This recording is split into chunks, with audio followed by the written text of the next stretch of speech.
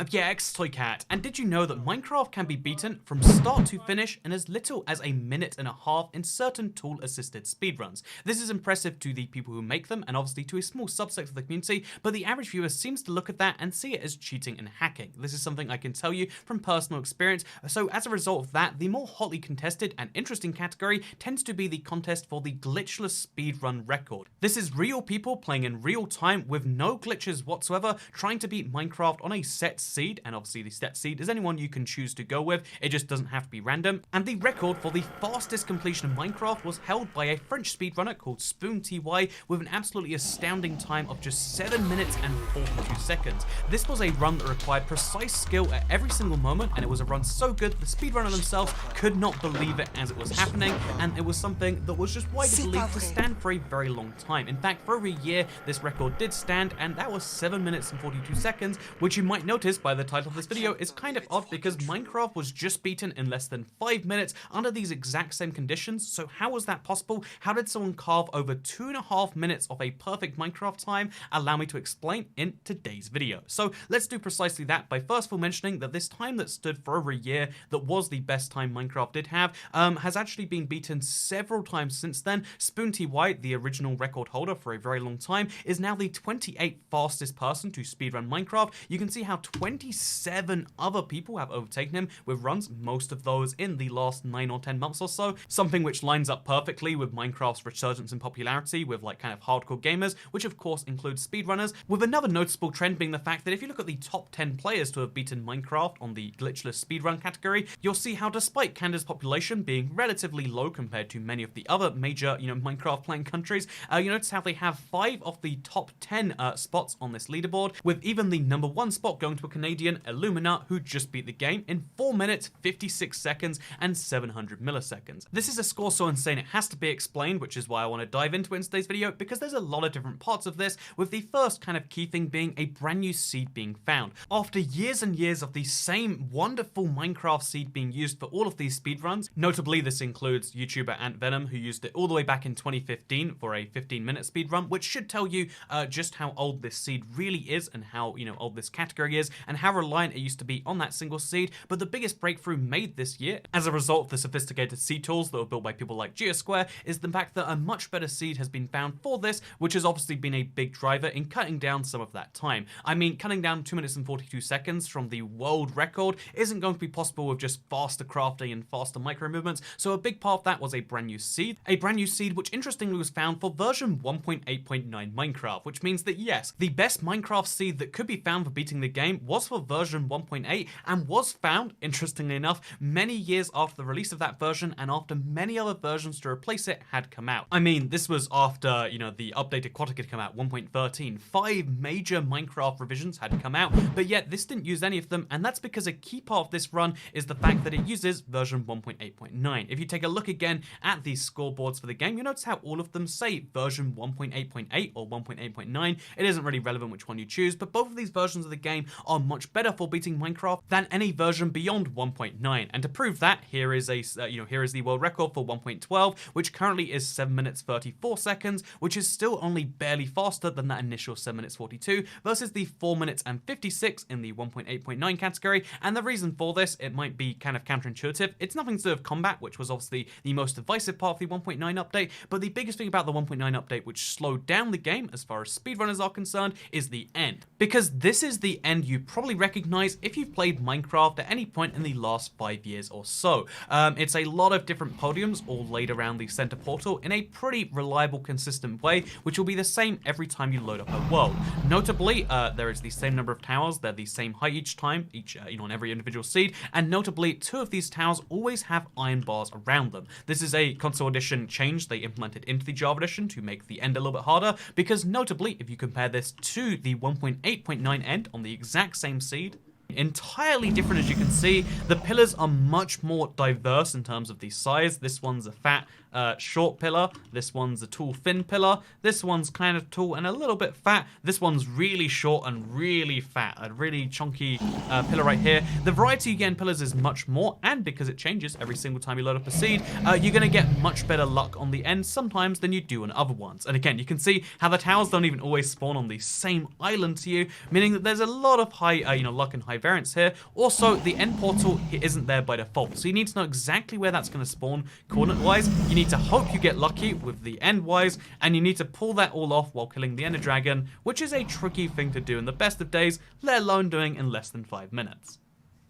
By the way, while we're here, let's talk about what an incredible seed this really is for speedrunning. It has everything that you would need, and by everything you might be like, well, I mean, it has a lot of stuff, right? No, let me explain it to you. You spawn right here, right by snow, which is essential because you don't have time to craft arrows when you've got 5 minutes to beat the game from spawning, so shovel up the snow, you've got yourself projectiles to use. Boom, if you need some blocks, you shear up some trees. Again, why that happens, we'll explain later, but you've got leaves, which you need essentially. You've got snow, which you need essentially, as well as that, obviously, down below any spawn, you're going to find iron very quickly. But then as well as that, not that far all away from spawn, there is a lava pit, which is essential for getting to the nether quickly for reasons we've covered a billion times. But then on top of that, as well as, you know, having access to the 2 key things they need block-wise, as well as a lava pit, which is essential for nether reasons, just over here, something that is absolutely incredible, you'll find how there's a hole which you can jump straight into to get to a stronghold. And it's not just a hole, by the way, it's a hole which happens to spawn with water here, which means that if you want to just jump down, you can jump straight into the water and avoid any full damage. Really, really nice, right? But it gets even better than that. And you might be thinking, how can it possibly get even better than that, Toy Cat? And you see, straight from this waterfall, you can see how if you just take a small left turn right here, you can get a book. It has some bread, it has some punch. I mean, sure, it's worth a few seconds worth or whatever. But then if you just turn right over here, there is the the end portal. Right over here, we find an end portal, which is a pretty well filled one. I think you'll find it's not the perfect 1 in a trillion chance end portal, but this is a 1 in 100 billion chance to find this. It's an end portal with 11 of the IF enders already filled in. Slightly less than 100 billion, more like 90 something billion. I'm exaggerating, I'm sorry, but it's a 1 in a 90 something billion chance this happens. No human would ever find this seed, no matter how many times they load up Minecraft, without pure chance coming to play. This was something that could only be found by a machine. But wait a minute, 11 IF enders, man, where are they going to find that IF ender, the last one from? Well, going to the nether to get that blaze, it actually comes in pretty handy, you might find, because guess what, just over here, the reason you need to go to the nether to get 1 blaze rod is because you don't need to kill any enderman, because there happens to be an ender pearl in a chest, and chests in these strongholds in Minecraft Java Edition are always the same. So there's always an ender pearl just over there, literally just around the corner from over here. Combine that with some blaze powder, and you're going to be able to get yourself the IF ender you need to go into the end. So now hopefully you understand the groundwork that needed to be laid for this run to be even possible to attempt, let alone to succeed at. And you might be thinking like, okay, so I understand all the building blocks of this. You get blocks, you get snowballs, you go to the nether, you get that ender pearl, and somehow you defeat the dragon all in less than 5 minutes. But seeing it actually be done is the crazy bit. So allow me to show you the run, courtesy of Illumina HD right here, because this was live streamed on Twitch, which means we can all watch it right now. And at first, it starts like a normal Minecraft run, like, yeah, you chop down trees. It's funny because no one can do the first 12 seconds or so of any Minecraft run any better than anyone else, really. I mean, there's like milliseconds of like optimization there, but not too much. Then after that, there's knowledge of knowing where the iron ore, the closest iron ore is found as seed, as well as the closest coal, of course, always useful. And you can see the crafting here is insanely timed. This isn't sped up, this isn't tool assisted, this is nothing like that. This is just trying to shave every millisecond you can off crafting, and by getting good at crafting and good at doing it as fast as you humanly can, that's obviously going to affect the speedrun record, which, kind of an essential thing right here.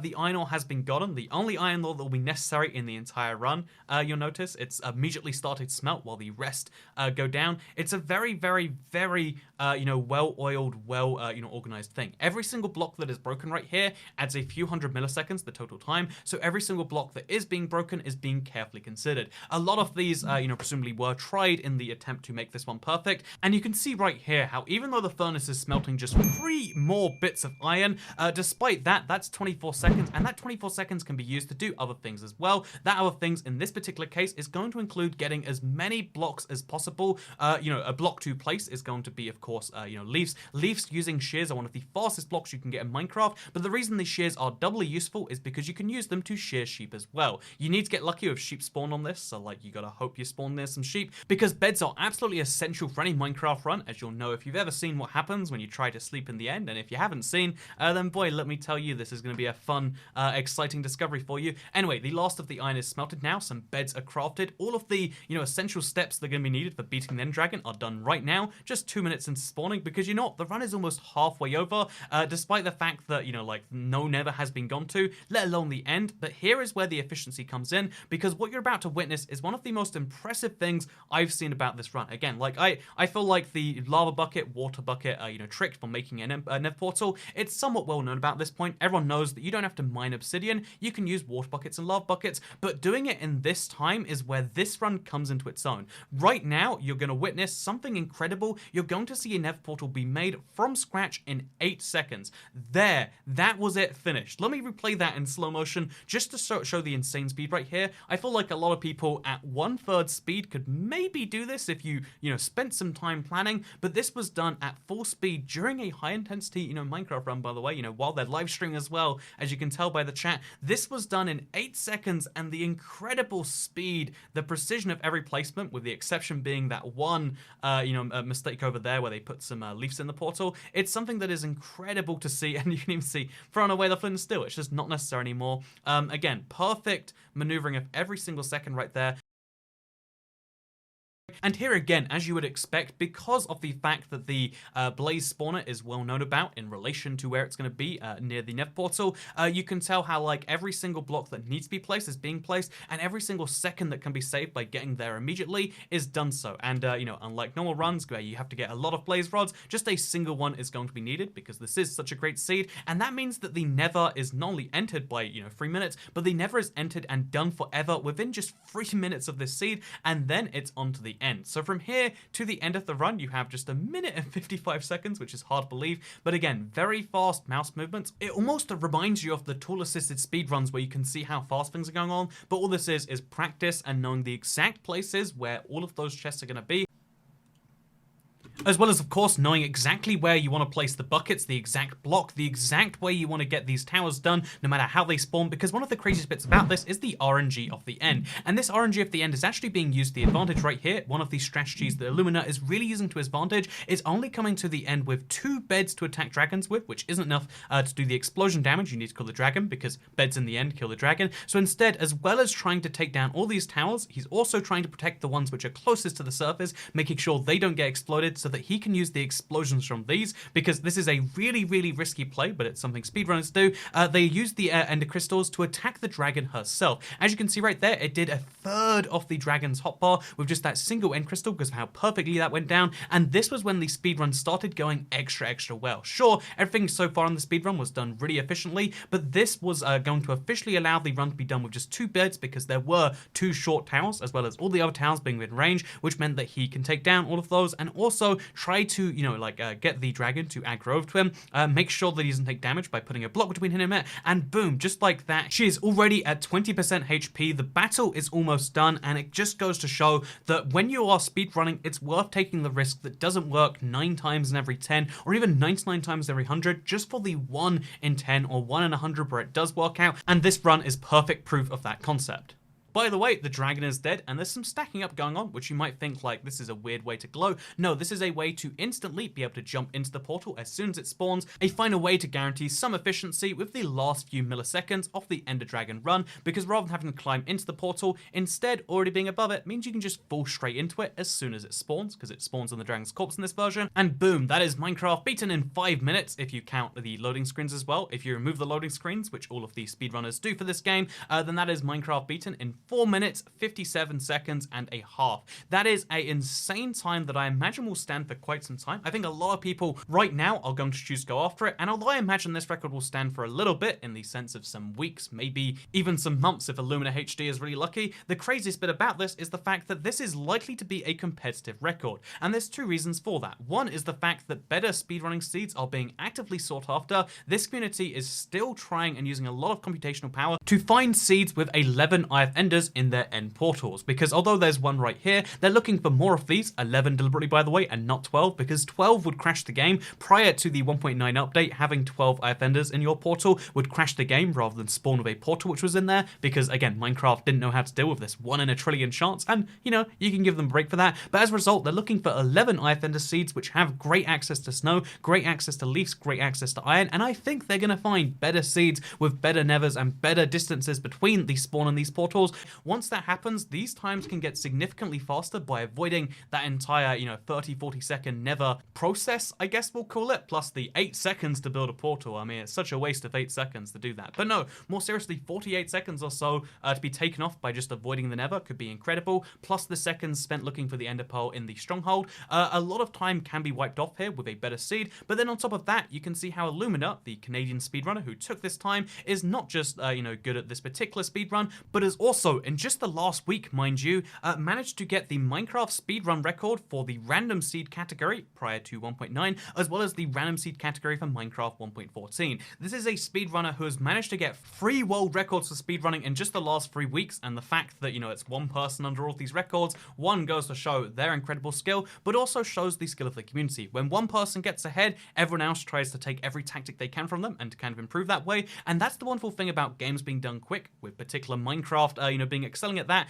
We're going to see this time be beat eventually, and that is, to me, astounding, that 5 minutes is not enough for these people, and that 5 minutes is going to be looked back on in a year as like, oh wow, that was seen as near unbeatable at some point, but that is the space that Minecraft is currently operating in, and I love looking at the speedrunning community and every now and then sharing it with all of you. Again, this speedrun was done by Illumina, who has recently started making some videos, so definitely check them out. If you don't know, on this channel we cover a lot of Minecraft variety stuff, so if you want to see anything else we've done here, you can subscribe with notifications turned on, or you can click the link in the description to see all of my videos, including what was at the time Minecraft's world record for tool assisted in 95 seconds. It's my most popular video, like 9 million people have watched it, and I'm not saying that to brag, I'm just saying there is clearly a appetite for people to see the fastest speedrun times, and that is why I am personally going to be attempting some for Minecraft Bedrock. The Minecraft Java community has a huge speedrunning community, but on Bedrock it's a little sadder by comparison. So yeah, expect to see in the next week or two some attempts at the random seed category for Minecraft Bedrock. It's something I'd really like to try. It's something that's really, I feel like, underexploited right now, and it's something I'd love to, try to foster a community with, because Minecraft Java has so many people who have attempted to beat the game, but by comparison, the records you can find for Minecraft Bedrock are much fewer and further in between, which is sad in my opinion, which is why I'd like to start and I'd like to see some glitchless Minecraft Bedrock speedruns, and yeah, expect that in the not too long future from this channel, both in the form of live streams and videos, so subscribe with notifications turned on if you want to see my journey towards that, including looking for some seeds and all these sorts of things. Anyway, with that said, thank you very much for watching this video. I hope you all enjoyed it, and if you did, then like it and let me know. If you didn't, then don't like it and don't let me know. And I guess I'll see you all in the next video. Goodbye.